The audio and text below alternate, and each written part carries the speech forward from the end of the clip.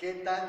Angemón con ustedes, compartiéndoles un segundo video, una segunda entrega sobre un tema que nos ha ocupado bastante a algunos miembros en Ciudad Testudo y a muchos de ustedes, y por qué no hacer la observación a varios personajes distinguidos en el mundo de la evangelización. Dios castiga.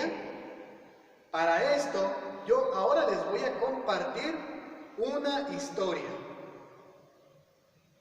Era en aquella ocasión un señor anciano, sabio, un maestro, con su discípulo, un joven, al cual le enseñaba más que nada, más que estar dentro de un lugar, le enseñaba caminando y aprendiendo con las experiencias por los pueblos por los que pasaba.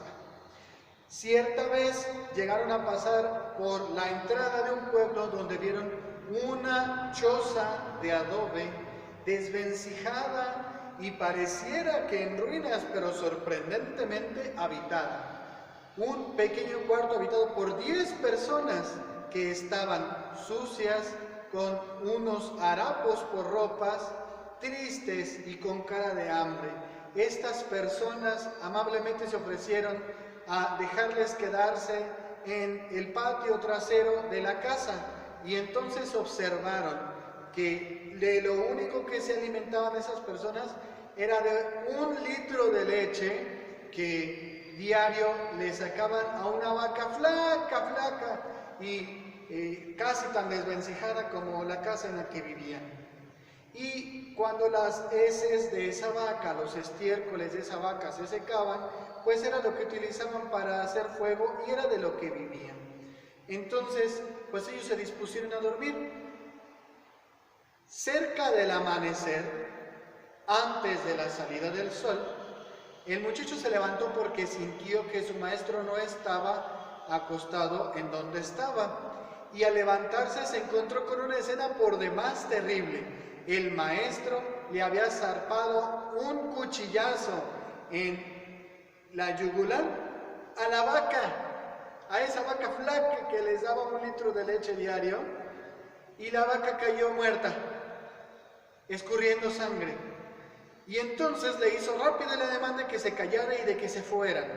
El muchacho permaneció primero enojado y reclamándole al maestro por qué le mató el único alimento y la única subsistencia que esa familia tenía, y decidió guardarse su coraje. Eso sí, las 3 semanas se la pasó tristeando, pensando en esa pobre gente que posiblemente también ya se habían muerto, pero de hambre. Pasado un mes, el maestro insistió ante la cara cabizbaja de su discípulo que fueran a volver a pasar por la entrada de ese pueblo, y se encontraron con otra casa, es decir, una casa humilde de adobe, pero reconstituida, un poco más levantada, con más cuartos. Y el muchacho pensó, tal vez esas familias tuvieron que irse o murieron y pues alguien más llegó a ocupar el terreno. Pero oh sorpresa, salieron las personas a recibirlos, y ya no estaban vestidos con harapos y ya no tenían cara de hambre, ni tenían cara de tristeza. Salieron y lo recibieron y les invitaron comida, un poco de carne, un poco de verdura, y los hicieron pasar a su nueva casita de adobe ya reconstituida. Entre las pláticas, la gente hizo la observación que justo cuando ellos se habían ido y al amanecer descubrieron a su vaca muerta, y se dieron cuenta de una cosa: o se morían de hambre o salían de esta. Así que no se detuvieron a pensar quién fue el que le había matado, si algún animal, algún humano.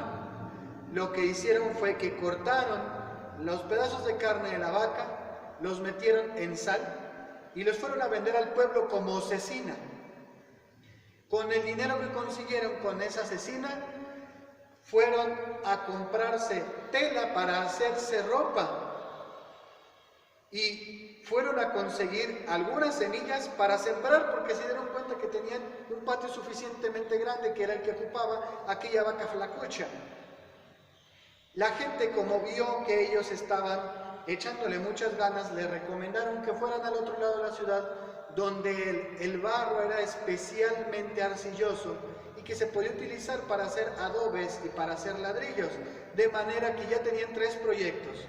Iban a vender adobes y ladrillos, iban a vender algo de ropa que les sobró con lo de la tela que habían comprado, y habían sembrado una pequeña parcelita para estar comiendo de ahí. Todo esto, y ellos lo reconocieron, lo hicieron porque les mataron su vaca. No hubieran salido de su miseria si no les hubieran matado su vaca. La aplicación de este cuento es precisamente, y acabando de pasar el día de la Santa Cruz, mi expresión será: ¿ustedes creen que el Dios que entregó a su Hijo único a la cruz para salvarnos es capaz de infligirnos un castigo? Debo de aclarar una situación. Si por castigo entendemos la retribución de nuestras miserias y pecados, hemos de decir que no castiga, y menos como lo merecen nuestros pecados. Dice el salmista: si tú llevaras cuenta de los delitos, Señor, ¿quién podría resistir? Pero de ti procede el perdón.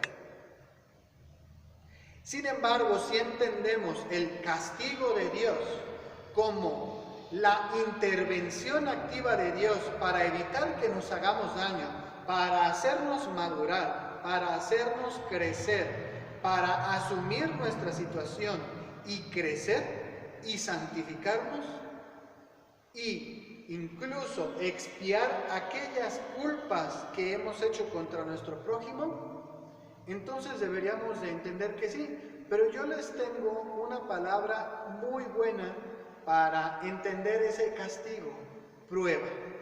Podríamos afirmar entonces que Dios no castiga, pero sí prueba. Esa teología que se puede manejar de las dos maneras, porque, ojo, todo el que dice que Dios castiga está equivocado, y no todo el que dice que Dios no castiga está en lo correcto, nos lleva detrás y de fondo a la cuestión de quién es Dios para nosotros y qué es lo que hace Dios con nosotros. Recordemos, el misterio de la cruz es el misterio que le da la respuesta a la iniquidad, el misterio de la iniquidad. El mismo Catecismo de la Iglesia Católica dice que interpretemos todo el misterio del mal y de la iniquidad a la luz del misterio de la bondad, a la luz del misterio de la piedad. Esto ya lo había mencionado de alguna manera en otro video, en la primera entrega, del cual les dejo el link en la caja de comentarios y en la descripción del video. Y creo que valdrá la pena mucho pensar en esto. Es que no se trata de decir si Dios castiga o no castiga, o si las posturas son encontradas, o si se pueden conciliar. Es quién es Dios y qué entendemos por castigo. Obsérvenlo. Quizá las personas que aparentemente están dando posiciones encontradas, en realidad no lo están haciendo así. Pues muchas gracias, Dios los bendiga y seguimos en contacto.